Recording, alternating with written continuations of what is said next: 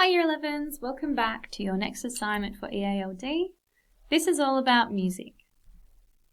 Let's think about first, what is music? Music is an art form and cultural activity used to show human emotion.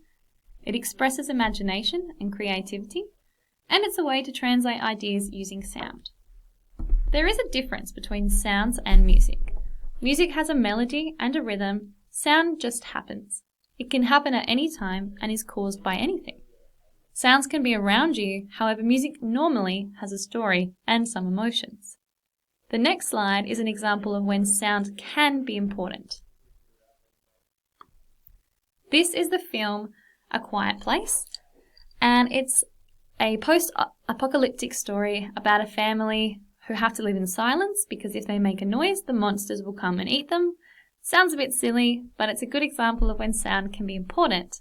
This little girl, she's deaf and she can't actually hear what's happening, and she's given her brother a little toy that makes sound. What she doesn't realize is the brother is about to turn that toy on.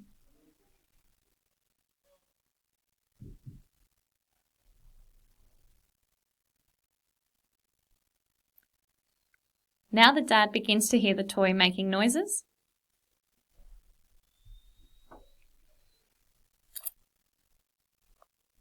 And unbeknownst to the little girl who was deaf, he's about to get eaten.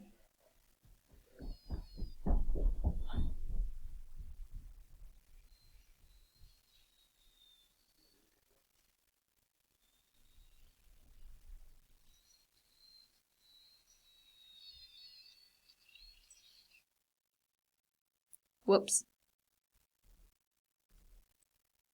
We use music a little bit differently in our lives. We might use it to relax or meditate, to express emotions or ideas. So we had our firefight, bushfire relief concert. You might use it when you're working to help concentrate, to show your creativity using your right side of the brain. You might use it in advertising, such as Ford.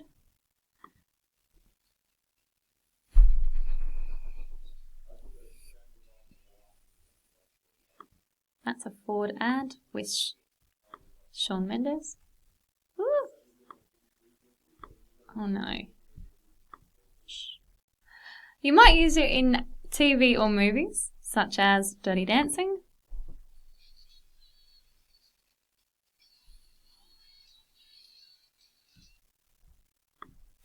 You might listen to it at a party. It might be something you dance to.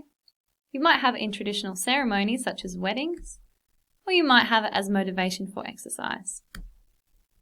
Some cultures have traditional music or songs for special occasions. For example, the Greek often have the Zorba dance. It's a popular dance from 1964 for a movie called Zorba the Greek. And it's only around in the last 60 years or so, which is recent for the Greek culture. Basically, it gets everyone together dancing in a slow and fast dance at weddings, birthdays, or other parties.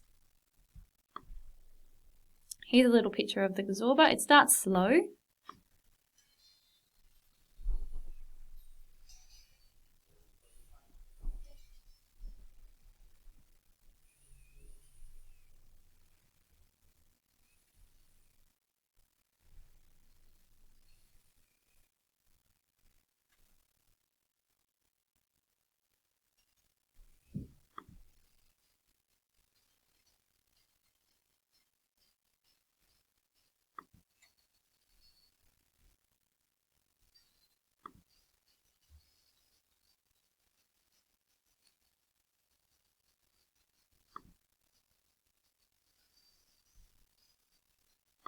Eventually gets faster and faster, and as you dance in a circle, it gets harder and harder to do it.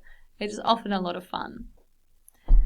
So for us, music can play lots of different roles in our lives, including as a career, a way to bring up groups of people together, such as that era of hip-hop, a hobby for us to do in our spare time, as background music, as an energy source, to help us relax or concentrate, and it might help us get our exercise in, such as Zumba or exercise dancing.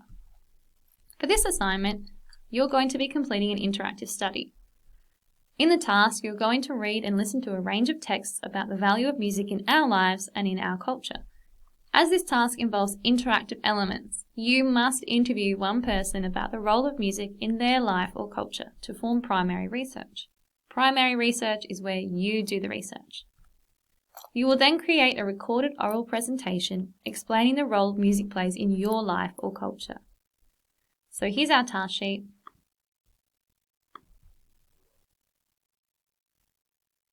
You will start with a list of ideas. It's about 5 minutes in length, and the draft will be a folio of research, which will be due before the holidays. And I'm about to break down the rubric for you to achieve the A and Bs. So, to be successful, you need to answer the question using sophisticated language in a clear and logical structure. That means having an introduction all the way through to the conclusion, using research. You need to show your knowledge and understanding of all the different ideas and information expressed in the text that you've read and listened to about music. Basically, pick 3 main arguments and expand on them. You need to analyse and evaluate personal, social and cultural perspectives, not just your own, but others. The more cultures you can talk about or more reasons behind it, the higher your grade will be for the analysis section. And you need to analyse how different types of music are created for specific purposes or for specific cultures. So, what is specific to high school students on TikTok versus what is specific to the 60-year-olds who listen to music in their spare time. And you need to accurately reference your research, both in text and at the end in a bibliography. I suggest you start with some of these websites to gain some ideas about why people listen to music before you start your own thoughts. A first activity I'd like you to complete, which will be due week 10, so next week, is to mark a 2019 version of this assignment. So students did this exact task last year and you're going to have a look at how they achieved. Why? Because research shows students are more likely to understand how to be successful if you attempt to grade one yourself. You'll need to find this document on OneNote. Again, submit this on DayMat by the end of week 10. Here's an example where I have graded a student's work as a B. And I've given a reason why. So for communication 1, which is the first bold, communication 2 would be the second, but we're not looking at that in this assignment. So communication 1, I gave it a B because the students spoke mostly well, but they pronounced a few words wrong, and then I would write what words they pronounced wrong. I would go through all of the different performance standards and then come up with an overall grade and why. You're going to do this 2 times. This is due on DayMap on Friday, 4 p.m, 3rd of April. You need to give a grade and a reason why. Once that's completed, you're going to start planning your task. Use this planning sheet on OneNote due at the end of week 10 to help you. I've given you an example and you need to think of 3 reasons why you listen to music in your life. Once that's finished, you'll complete 5 source analysis. This again is on OneNote in the orange box. And it's got an example and then your turn underneath. Here, where it says what are the main ideas from the website, you need to write them in your words. What did you learn from that website? And then answer the questions underneath. It asks you to put a bibliography at the top and then write secondary source and the author's name. Use this source testing document on OneNote to help you, just like you would in your research project. Once that's finished and uploaded onto DayMat, you need to choose someone to interview. As it's interactive, you need to gain some primary research about why other people listen to music. There's some good people to choose, such as the people from the same culture or different culture as you, or who listen to the same or a different type of music to you. You will need to conduct the interview over the holidays, otherwise you might fall behind and have a lot of work to catch up on. Step 4 is to write the interview questions. Again, this is due in week 10. You must have at least 10 questions to ask in the interview about the value of music.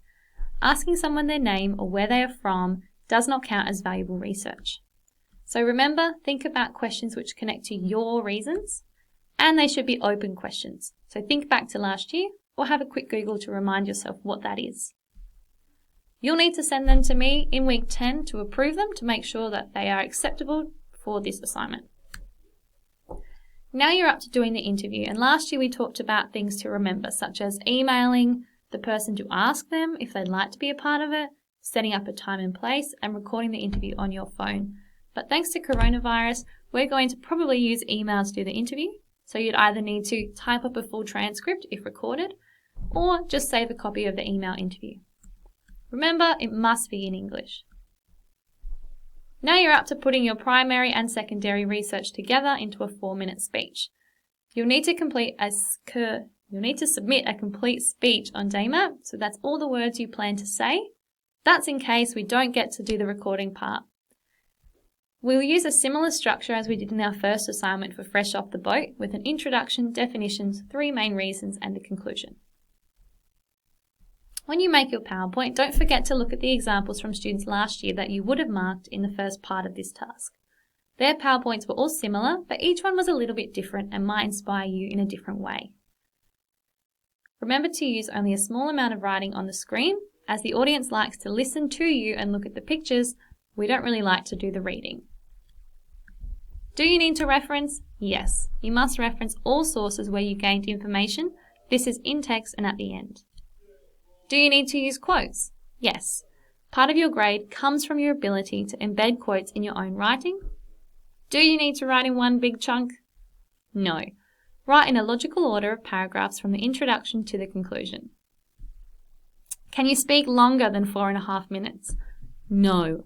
In stage 1 and 2, you must stick to the time limit. Can you use pictures? Most definitely. The more, the better. I look forward to having your assignments finished by the end of week 3 in term 2. Good luck, and I'll see you on DayMap.